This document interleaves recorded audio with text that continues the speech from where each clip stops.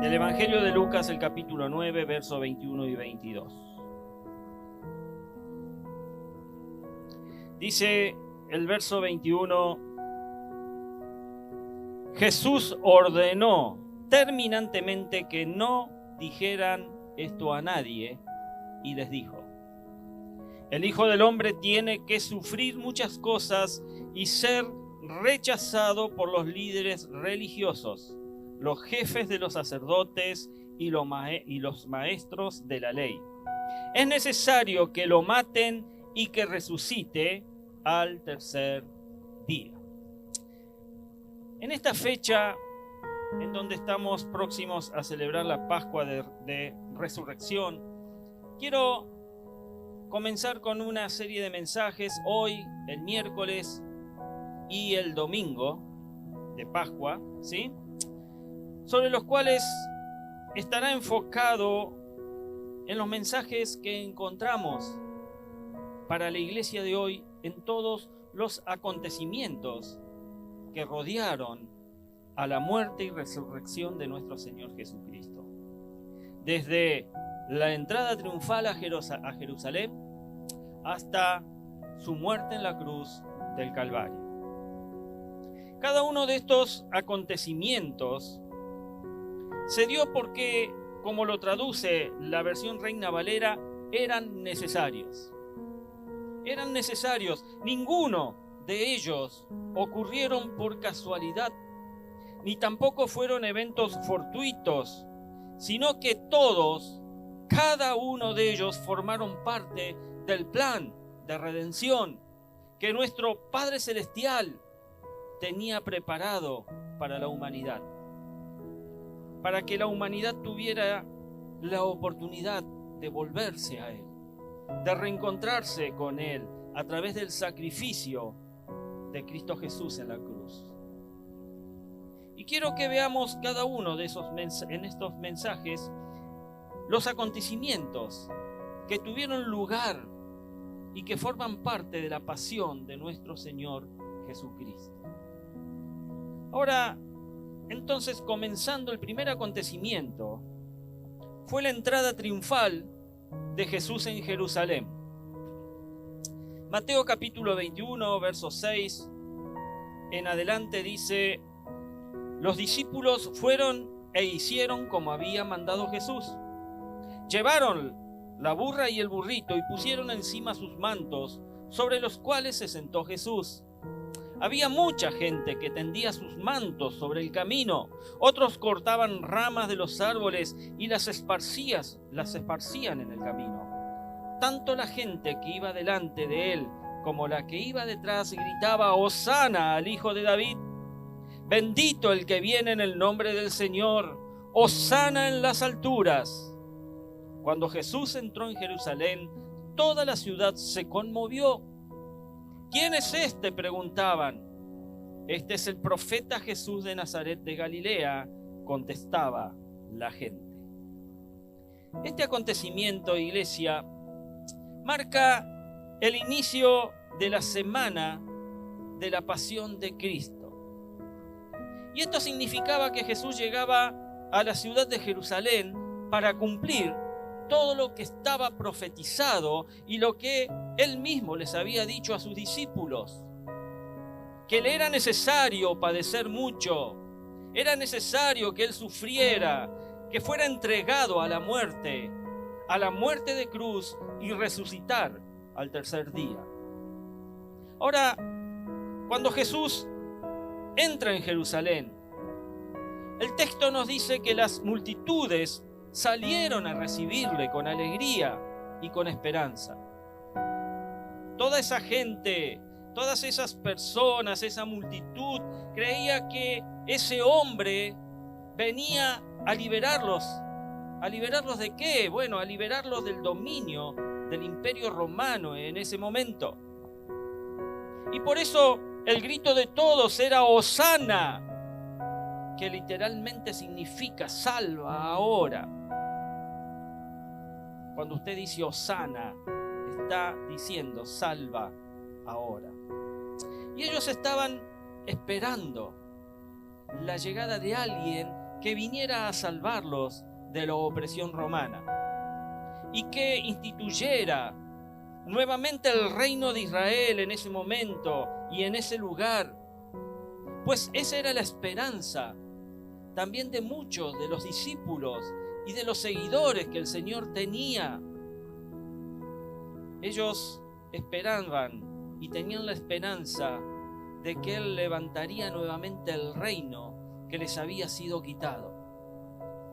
Pues no habían comprendido que el reino que Él traía a este mundo era espiritual y que el poder que les daría no era para gobernar, sino para llevar el evangelio del reino de Dios a toda persona.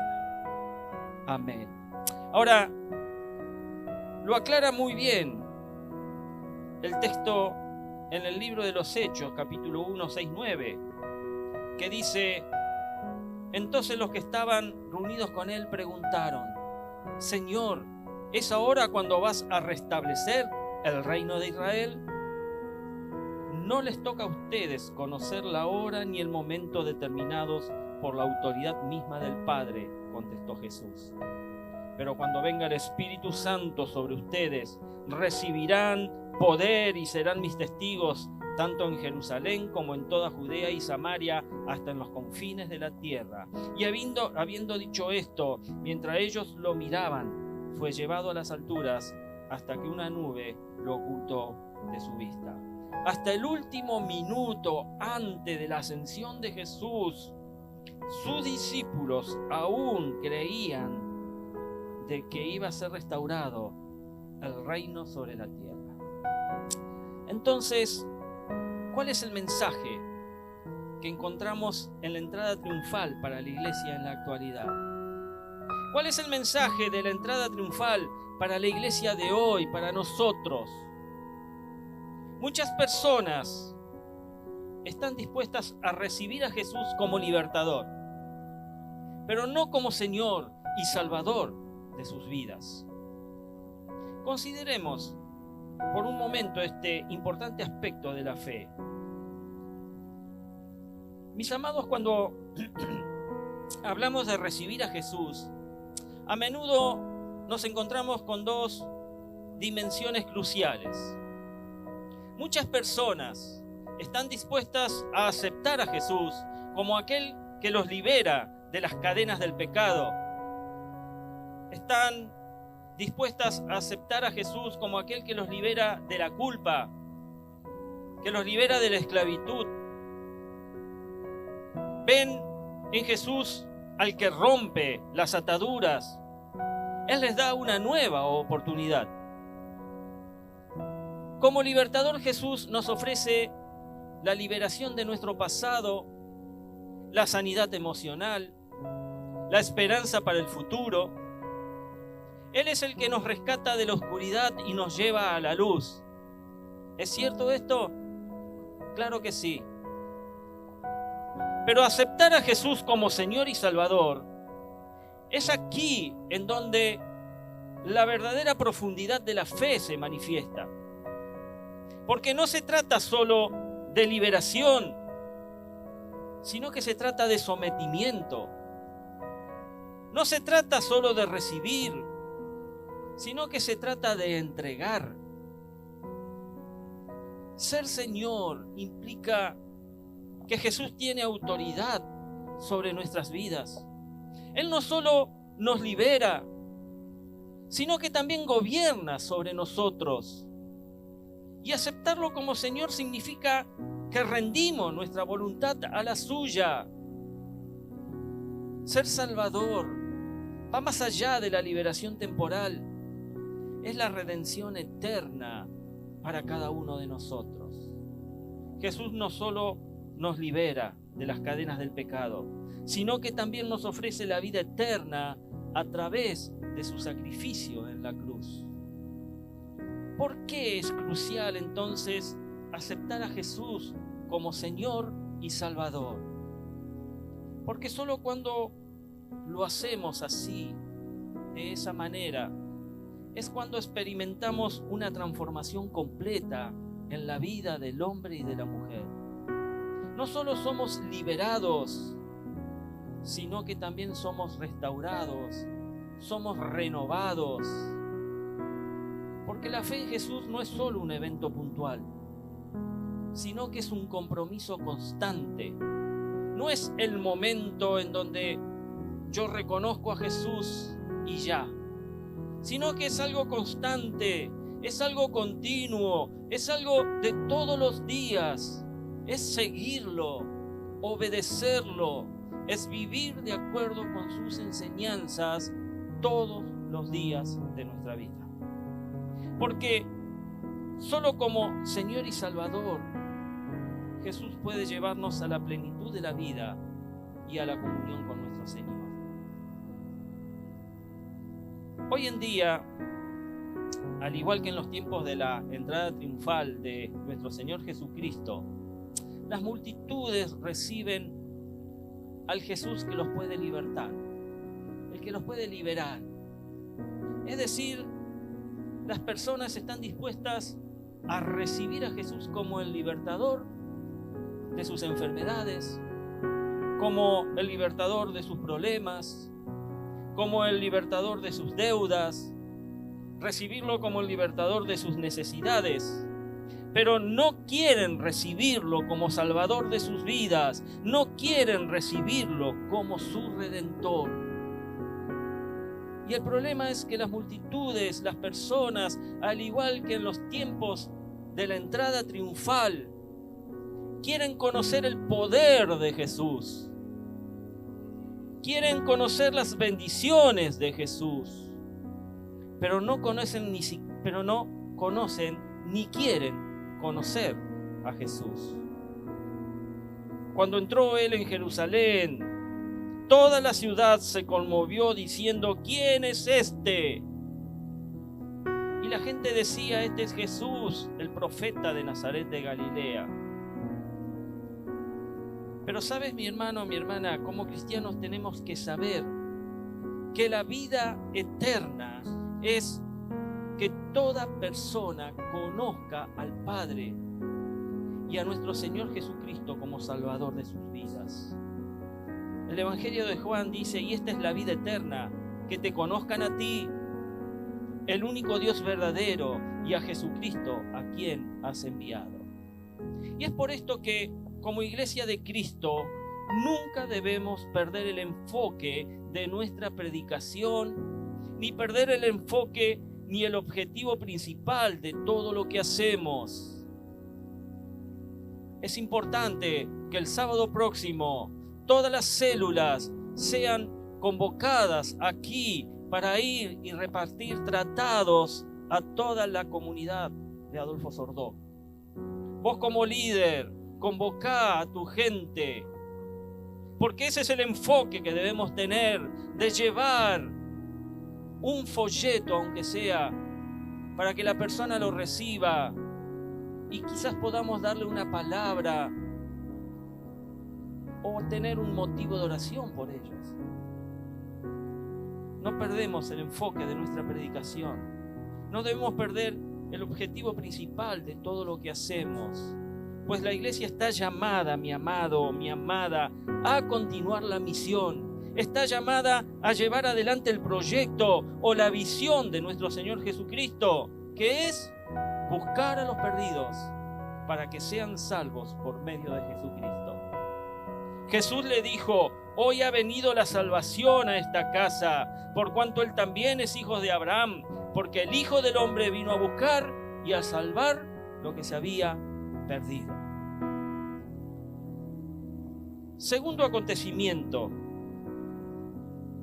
Y el segundo acontecimiento es que Jesús limpia el templo de Jerusalén. Entra a la ciudad y lo primero que hace es limpiar el templo de Jerusalén. Mateo 21, versos 12 y 13. Dice: Jesús entró en el templo y echó de allí a todos los que compraban y vendían. Volcó las mesas de los que cambiaban dinero y los puestos de los que vendían palomas. Escrito está, dijo: mi casa será llamada casa de oración, pero ustedes la han convertido en cueva de ladrones. Podemos ver entonces que lo primero que hizo Jesús cuando entra a Jerusalén fue limpiar el templo. Echó fuera a todos los que vendían y compraban en el templo y también a los cambistas. Y esta limpieza en el templo tenía dos propósitos muy importantes. El primer propósito era denunciar la corrupción de los líderes religiosos de la época. Pues las personas que vendían en el templo eran comerciantes que ofrecían animales para los sacrificios religiosos, como palomas, corderos, etc. Y que estos no estaban a veces en las condiciones que el sacrificio requería y determinaba.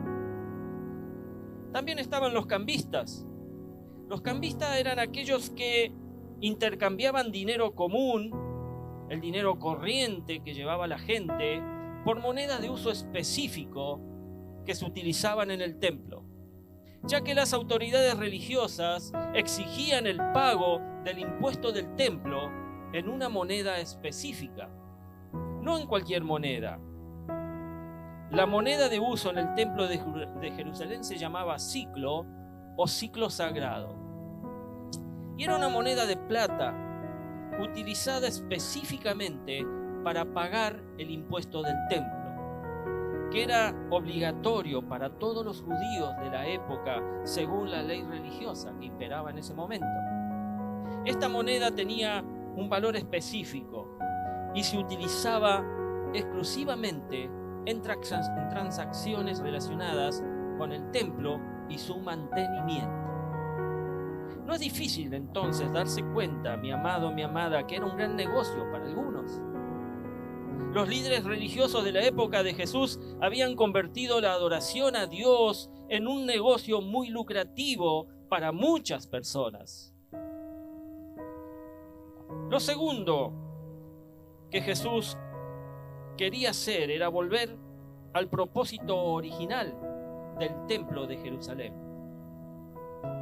Como lo dice Isaías allí en el capítulo 56, verso 7, dice: yo los llevaré a mi santo monte y los recrearé en mi casa de oración.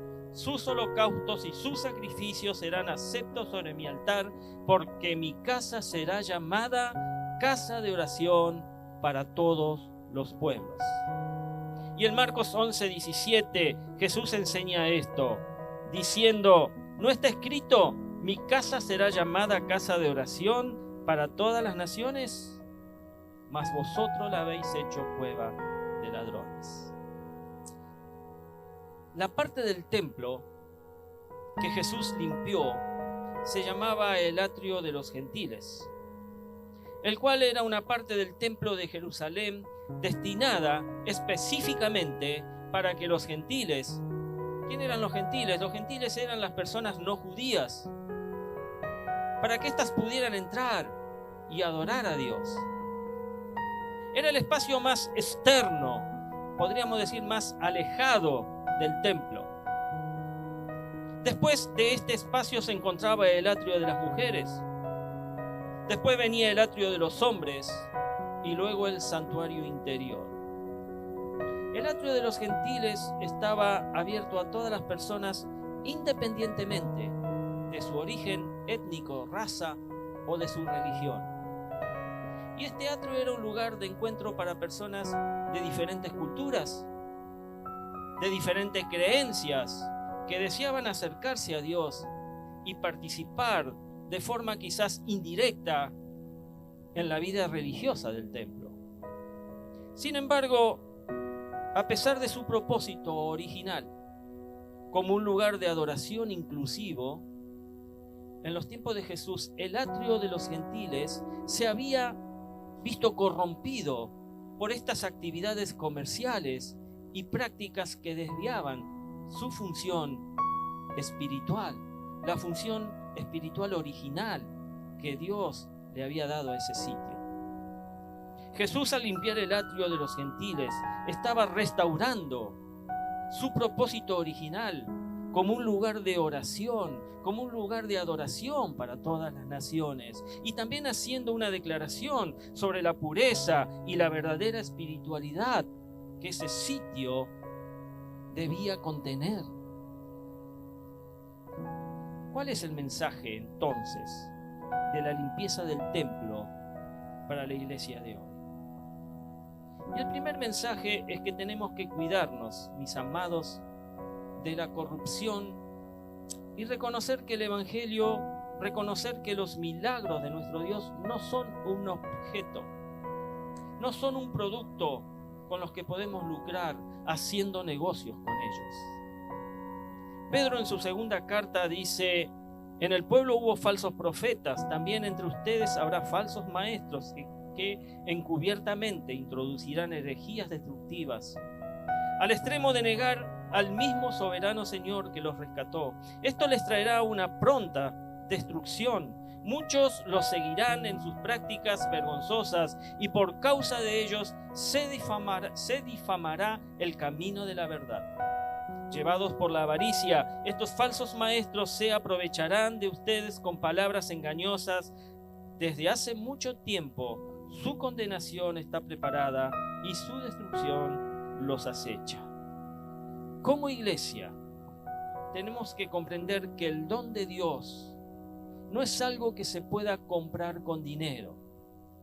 Vos no podés comprar un lugar para ser ujier, vos no podés comprar con dinero un lugar para estar aquí cantando o tocando un instrumento, vos no podés comprar un lugar con dinero para ser pastor o ser líder de célula. El don de Dios no es algo que se pueda comprar con dinero. Y los que hacen negocio con los milagros son corruptos. Los que quieren obtener bendiciones espirituales por dinero no tienen un corazón recto delante de Dios. Hechos 8, verso 17 en adelante, nos relata un acontecimiento que bien, hoy tiene total actualidad. Hoy es algo que en algunos lugares se produce. Y este texto dice así: entonces Pedro y Juan les impusieron las manos y ellos recibieron el Espíritu Santo. Al ver Simón que mediante la imposición de las manos de los apóstoles se daba el Espíritu Santo, les ofreció dinero y pidió: denme también a mí ese poder para que todos a quienes yo les imponga las manos reciban el Santo Espíritu. Que tu dinero perezca contigo, contestó Pedro, porque intentaste comprar el don de Dios con dinero. No tienes arte ni parte en este asunto, porque no eres íntegro delante de Dios. Es lamentable que hoy en día en muchas iglesias, entre comillas, se busque a través de lo material el don de Dios. Pero el segundo mensaje es que la iglesia tiene que estar abierta para todos aquellos que vienen a buscar al Señor sin menosprecios y sin preferencias. Juan 6:37 dice: todos los que el Padre me da vendrán a mí, y el que a mí viene no lo rechazo. Palabras de Jesús. Sin distensión, sin discriminación y sin tratos preferenciales, la iglesia tiene que ser luz para todas las naciones. Para todos aquellos que andan perdidos, tiene que ser luz independientemente de su estilo de vida, de sus caminos, de su apariencia, de su filosofía de vida, de su condición social o su condición económica. Las puertas de la iglesia tienen que estar abiertas para todos por igual, sin rechazos, sin menosprecio, sin hacer acepción de personas, sin tratar con preferencia a algunos y con rechazo a otros. Entonces Pedro, abriendo la boca, dijo: en verdad comprendo que Dios no hace acepción de personas. Y Pablo también afirma en su carta a los romanos: porque no hay acepción de personas para con Dios.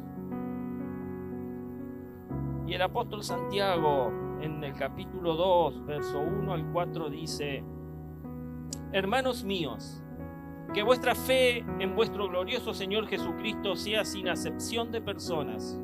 Porque si en vuestra congregación entra un hombre con anillo de oro y con ropa espléndida, y también entra un pobre con vestido andrajoso, y miráis con agrado al que trae la ropa espléndida y le decís, siéntate tú aquí en buen lugar, y decís al pobre, éstate tú allí en pie, o siéntate aquí abajo mi estrado, ¿no hacéis distinción entre vosotros mismos y venís a ser jueces con malos pensamientos? En definitiva, mis amados, la iglesia tiene que recibir a todos, porque todos somos llamados a hacer luz a todas las naciones, confiando en el poder transformador de la palabra de Dios, el poder transformador del Espíritu Santo que viene a morar a la vida de todos aquellos que lo reciben. 2 Corintios 5:17 dice, de modo que si alguno está en Cristo, nueva criatura es, las cosas viejas pasaron, he aquí, todas son hechas nuevas. Mis amados, no permitamos que nuestro mal juicio prive a alguno de experimentar esto, de saber que Cristo salva y de que lo convierte en una nueva criatura. Este versículo encapsula la esencia misma de nuestra misión como iglesia. Somos llamados a hacer luz en un mundo lleno de oscuridad. Somos llamados a irradiar el amor. Somos llamados a irradiar la verdad de Cristo a todas las naciones como nuevas criaturas transformados por Jesucristo. Amén. Vaya pasando adoración, por favor. Y debemos entender que la iglesia no es un club exclusivo de los ya redimidos. Vos no tenés un carnet, ¿verdad? No. Ni pagás una cuota, ¿verdad? No. Debemos entender que la iglesia es un hospital para los enfermos, es un hospital para los heridos, es un refugio para los cansados y un hogar para los que andan perdidos. Recibimos a todos, sin importar su pasado, sin importar su condición o sus luchas, porque sabemos que en el corazón de cada persona hay un anhelo profundo de encontrar el significado, de encontrar esperanza, de encontrar salvación. Quizás la persona no lo sabe cuando llega por primera vez a la iglesia, pero vos y yo sí lo sabemos, porque en un momento lo necesitamos y Dios te lo proveyó. Como hijos de Dios, mis amados, confiamos en el poder transformador de su palabra. Cada versículo, cada historia, cada enseñanza tiene el potencial de cambiar vidas.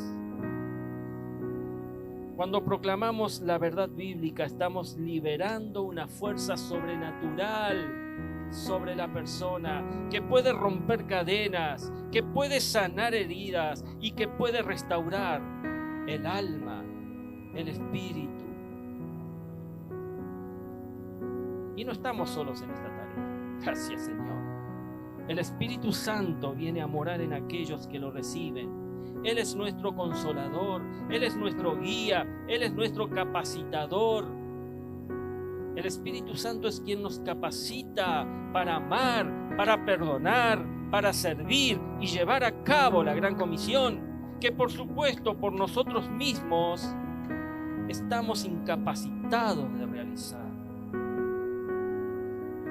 Así que mis amados, mis amadas, sigamos siendo esa luz que brilla en la oscuridad. Amén. Sigamos confiando en el poder de Dios para transformar vidas.